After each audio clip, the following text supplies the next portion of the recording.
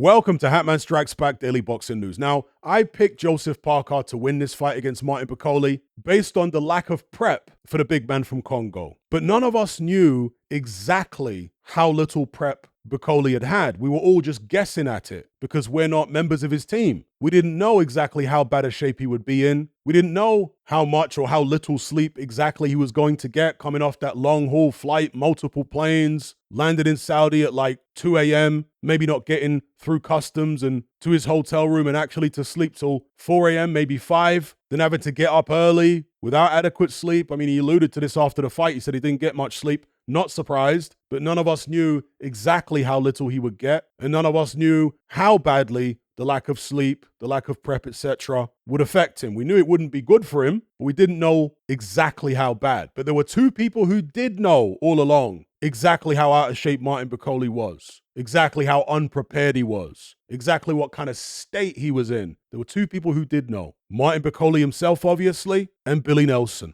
Martin Bakole, as much as he comes across as a jolly giant and a nice guy, he is an absolute fool, a monumental fool. They knew exactly what state Martin Bakole was in, and they knew exactly what they were turning up to do, which was just to grab a few quid. He had a final eliminator against Efe Ajagba scheduled for May. If he won that, he'd get a guaranteed shot against Daniel Dubois. He had plenty of time to prepare for that fight and get in just as good a shape, if not better, than the shape he was in for the Anderson fight. He threw that away in order to take the Parker fight for a bit more money, completely out of shape. It was a horrendous decision. And of course, Billy Nelson, as Bakole's trainer and manager, should have been trying to talk Martin Bakole out of the fight. That's what he should have been trying to do. That's what a manager in particular is employed for, to manage your career, to protect your best interests. He failed to do his job, based upon what I've heard Martin Bakole say at least. There's one interview which I alluded to before the fight where Martin Bakole was basically saying that he was a little hesitant for a moment when Billy Nelson called him about the fight, but Billy Nelson was kind of imploring him to take it. And Bakole said, well, your trainer is like your dad, so you can't tell your trainer no. Shame on Billy Nelson for not trying to talk his man out of the fight, for just throwing him in there, knowing how out of shape he was, knowing that he hadn't sparred since August or something, according to Nelson, throwing him in there just for the payday. Because again,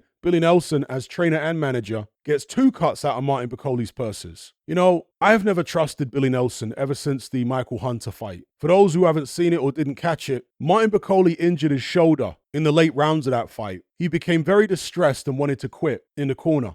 Billy Nelson basically forced him out and wouldn't allow him to quit. And now Billy Nelson is running around acting like he's some type of humanitarian for stopping the Parker fight. No. Let me tell you why, in my opinion, he stopped the Parker fight when he did. Because they've still got a fight in May that Turki Al-Sheikh has guaranteed them, perhaps against the Jagba, but it won't be an IBF final eliminator. So Billy Nelson was trying to preserve that payday. He didn't want to get Martin Bakole too badly knocked out because he wants to rinse him for a bit more cash. That's what Billy Nelson was doing by stopping the fight when he did, in my opinion. Extremely cynical behavior. And as I say, in the Michael Hunter fight, Martin Bakole wanted to quit, and Billy Nelson was like, no, you can't, Martin, you can't. Literally forcing the gum shield into his mouth. You got to get out there. And yet now he's got the audacity to say that there are too many brave cornermen out there. What about your behavior in the Michael Hunter fight, Billy? That's an example of you being a brave cornerman. If I'm in a fighter's corner and I get any hint that he wants to quit, I'm pulling the plug. I'm taking the rap for it. I'm going to make sure that the world thinks that I'm the one responsible for throwing in the towel and it wasn't the fighter quitting. That's my job. I'm there to protect my fighter if he wants out, if he's in distress. Protect him physically and protect his reputation, especially if I'm his manager as well as his trainer. Billy Nelson didn't protect his fighter physically against Michael Hunter,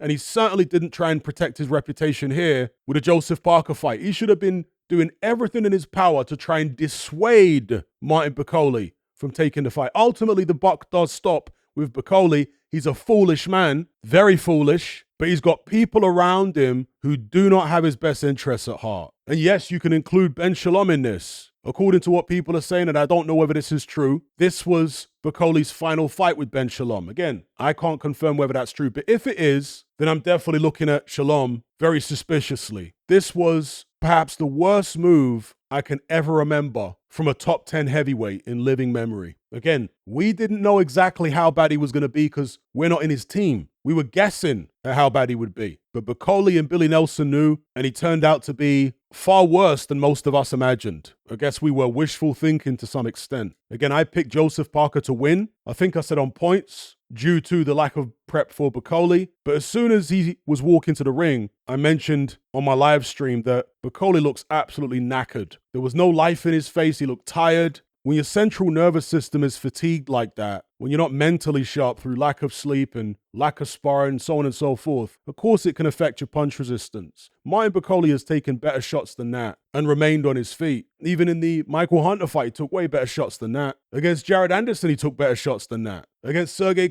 many fights Bakole has had, he's taken better shots than the one Parker hit him with. There are training camps for a reason. You get in country where you're going to fight with ample time and with ample sleep for a reason. All of these people running around saying, oh, see, Bakole was always just a hype job. This is something that casuals do. In the mind of a casual, there are only two types of fighters. Fighters who are the real deal and fighters who are hype jobs. There's no shades of grey with these people. The idea that this version of Martin Bakole is representative of his best form and the full extent of his talent and ability is literally the most idiotic thing, the most dumb and stupid notion you could ever imagine. Absolutely ridiculous. So all these people say, oh, see, Bakole is just a hype job. You are a flaming casual. That's what you are. If you don't understand how having no camp, taking a fight on 48 hours notice, flying halfway across the world, barely any sleep, bam, straight into a fight with a guy who's had a full camp, fully rested, fully sharp. You don't understand what a disadvantage Bakole was at? I mean, seriously, you are unbelievably stupid. Stop it. Training camps for a reason. But as I say, Bakole is a fool himself. Billy Nelson is a snake, in my opinion. It always has been. They've messed things up. Well, Bakole's messed things up for himself. Billy Nelson has assisted in messing things up for Martin Bakole so he can rinse him for money. Short-term gain for him. Now Martin Bakole goes all the way to the back of the queue. No more opportunity to be IBF mandatory. And his reputation has taken an enormous hit, obviously. Now, some people say the upside might be that now people will agree to fight him. Well, it depends. If in his next fight in May, he destroys somebody and looks good doing it, it might actually have the opposite effect. It might make it even more difficult for him to get a big fight because people are going to say, well, when the guy's in shape, he's a menace. But we saw him get sparked out by Joseph Parker, so we're going to use that as an excuse not to fight him. Pretend like he's no good. Oh, I ain't going to fight Bakole. He got knocked out in 2 rounds by Parker. Who's he? You see what I'm saying? So it was a disastrous decision